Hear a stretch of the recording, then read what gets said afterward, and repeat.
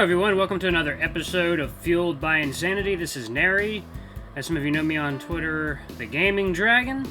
It is very nice to see you all again. I do believe that is a thingy from Bad Dragon in the corner there. How lewd. But anyway, it's nice to see you all. I hope you're ready for some more voice acting on my part. And without further ado, let us just jump right back into it, shall we? Alright. Getting into character here. I'm pretty sure he's had that blue space comforter since he was a kid. It sure had enough holes in it, that's for sure. So what did you do this time? Huh? His tone carried no hostility, but I didn't like that he was implying I had done something.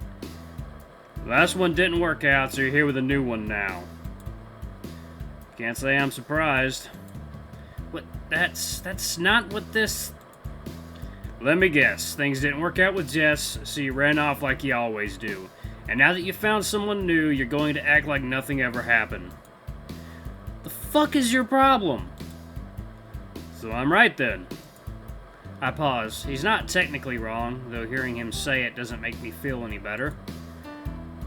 So what name are you going by now? Man, fuck you. My response is enough to confirm everything for him. I hate how good he always is at reading me. It makes me feel like I'm just a case study for him or something. I'm going by Jeffrey now. Jeffrey, huh? At least it's not as bad as your last name was. Yeah, shut up. So who's your new friend? The way he emphasizes that last word makes me roll my eyes. Ted. Cool. You can relax, you know.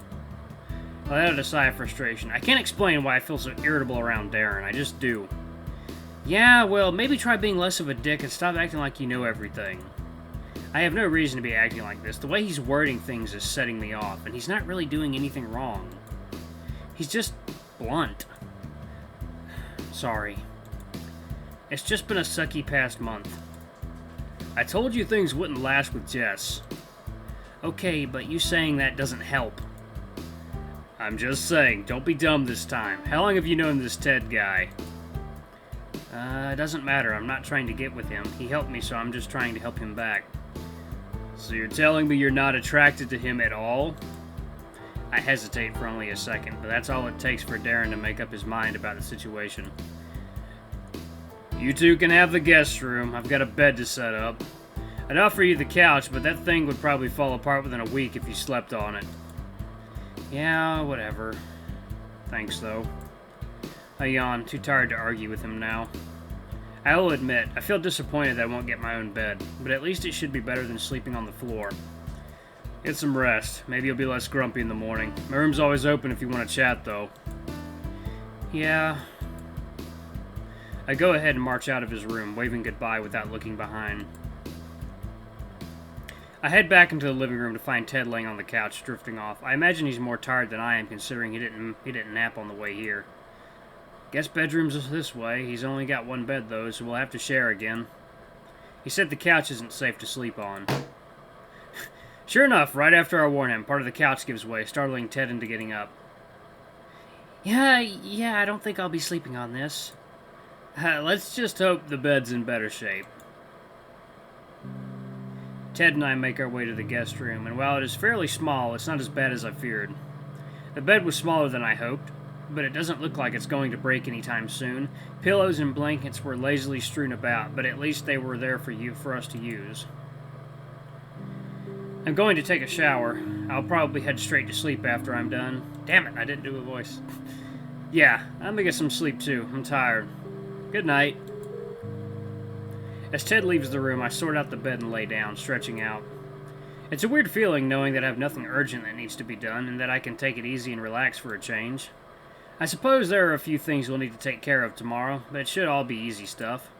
It's been a long day, but I'm ready for whatever tomorrow throws at me.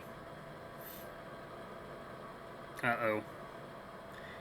I tried going back to the dream I had earlier, I want to know more. I want to know what happens next. I want to remember what led to this. It's useless, though. The instant I'm aware of where I'm dreaming, I control everything. I don't get to experience anything new. Anything that was going to happen had I not been lucid is now lost. I could stay here, trying to recreate the events, or I could fly off into the sky again. The choice is mine. I'm gonna stay here. I want to know. I want to experience it again. I vaguely see him. Why did it end? Nothing. I can't remember. But I want this back. At least, I think I do. I'm trying to face this head on. I'm here, and I'm staying here. I'm bored. My dream begins to fade as I begin to wake up from what I felt like the shortest dream in history. It's strange how time doesn't pass at the same rate in a dream.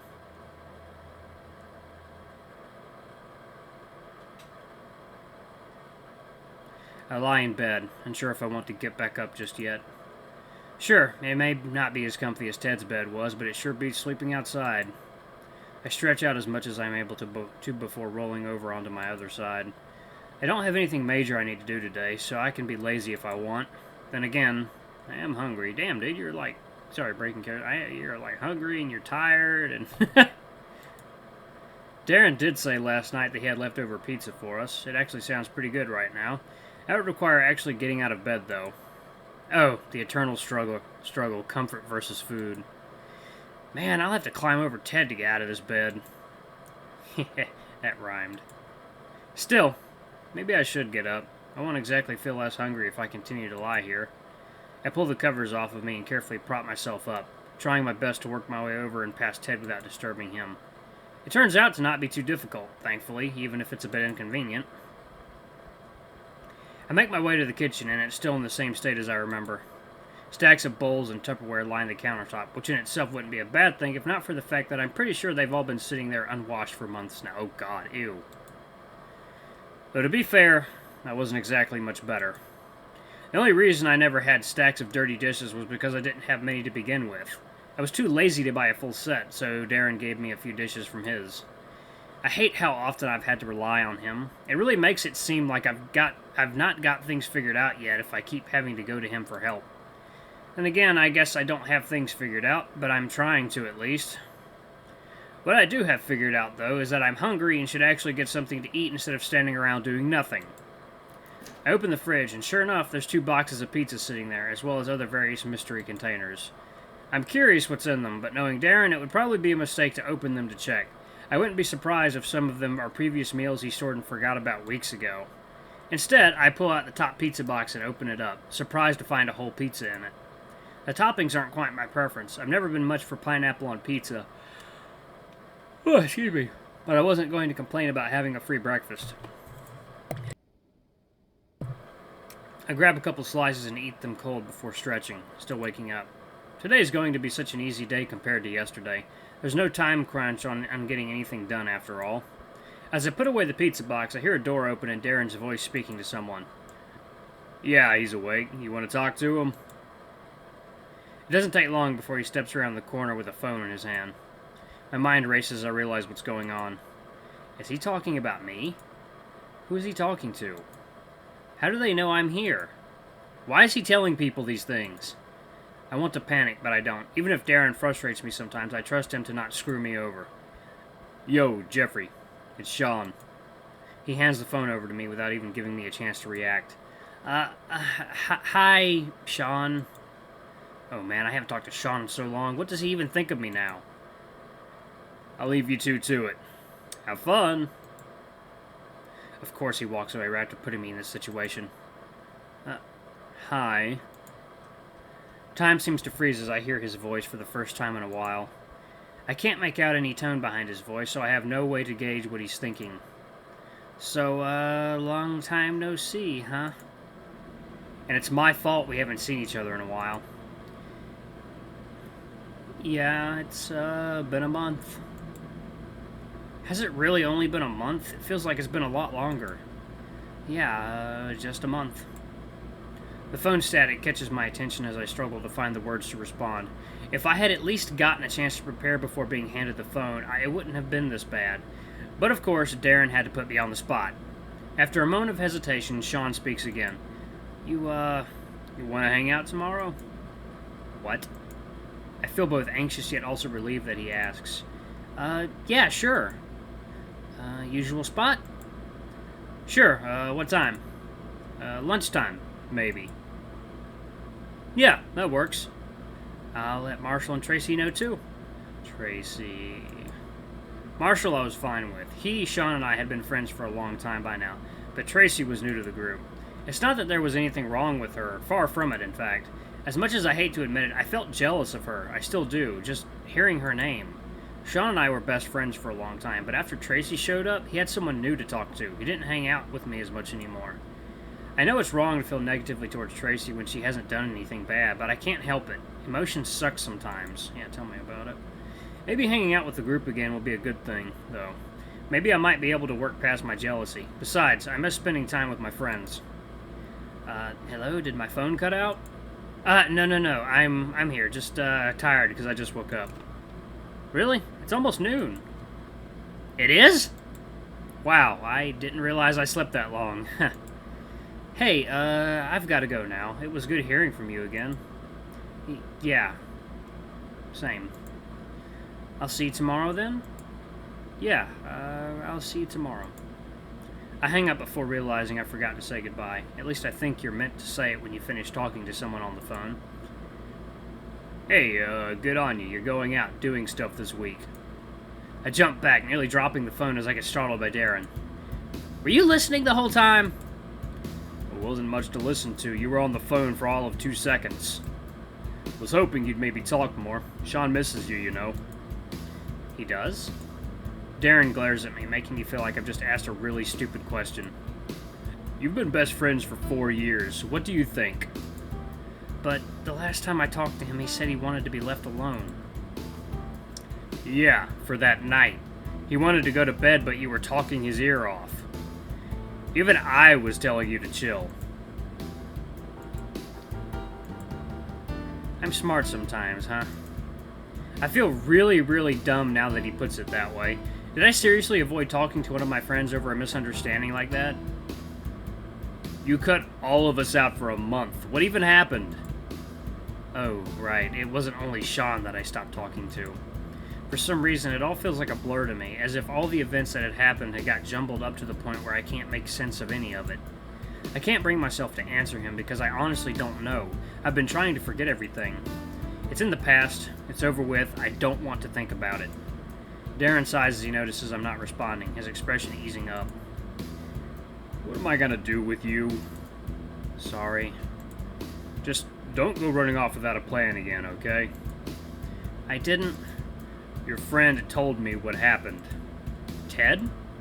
Darren nods. Stayed up talking last night because he couldn't sleep. Oh. I'm not entirely sure what Ted would have been able to tell him out of the day and a half I've known him, but I assume he mentioned I was sleeping on the streets. My door's always open, you know. I know Mom's not here to take care of you anymore, so someone's got to, because you sure won't.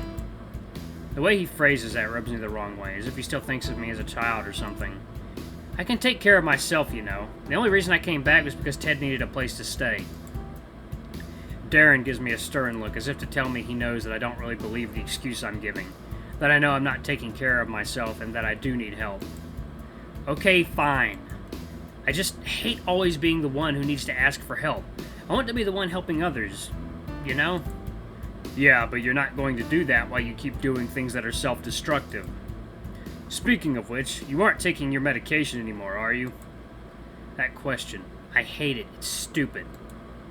No, I don't need... Yes, you do. You may not notice a difference, but it's important that you take it. Okay, and who's going to buy it? What's with the with what health insurance? I'm getting mad at him. Why am I getting mad? In case you don't remember, I lost my fucking job. I don't get the luxury of buying overpriced medication for a made-up issue that doesn't really exist. I hate the venom in my voice. There's no reason I should be this angry. It's not the first time this has happened either. This happens a lot. Way more than I want to admit. I wish I could blame it on this past month. I wish I could blame it on my mom's death. I wish there was some external factor I could blame for causing me to behave like this, but there isn't one.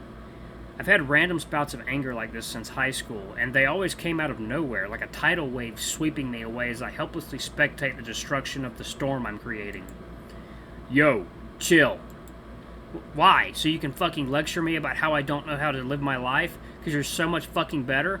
Stop, Jeffrey. This isn't helping anything. He's just trying to help. Fuck you! I don't want to be saying this, but I can't stop myself. What if Ted's awake? He probably hears me right now. He's judging me. 1 second.